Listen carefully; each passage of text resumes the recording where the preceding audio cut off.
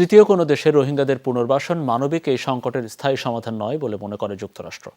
২০ June বিশ্ব শরণার্থী দিবস উপলক্ষে আয়োজিত সংক্ষিপ্ত সংবাদ সম্মেলনে একথা জানান যুক্তরাষ্ট্রের regional refugee coordinator McKenzie rho.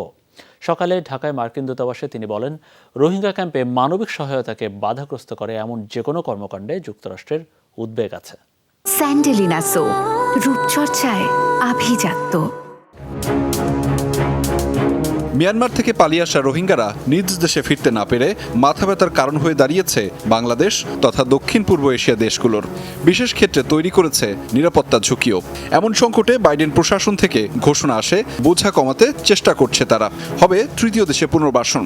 সেই ধারাবাহিকতায় এখন পর্যন্ত প্রায় ১৩,০০০ রোহিঙ্গা পুরো দক্ষিণ পূর্ব এশিয়া থেকে গিয়েছে যুক্তরাষ্ট্রে। তবে এটা স্থায়ী সমাধান নয় বলে মনে করে দেশটি। আমি জোর দিয়ে বলতে চাই, বাংলাদেশ একা নয়। যুক্তরাষ্ট্র ও জাতিসংঘের অন্যান্য সংস্থা রোহিঙ্গা সংকট সমাধানে বাংলাদেশের পাশে আছে। এখন পর্যন্ত প্রায় ১৩,০০০ রোহিঙ্গাকে পুনর্বাসনের জন্য যুক্তরাষ্ট্রে নেওয়া হয়েছে। আগামী সেপ্টেম্বরে এই সংখ্যা আরও বাড়বে। তবে আমি মনে করি এটা স্থায়ী সমাধান নয়। রাজধানীর আমেরিকান সেন্টারে আয়োজিত সীমিত সংবাদ সম্মেলনে আরও বলা হয়, রোহিঙ্গা ক্যাম্পে মানবিক সহায়তাকে বাধাগ্রস্ত করে এমন যে কোনো কর্মকাণ্ডে যুক্তরাষ্ট্রের উদ্বেগ আছে।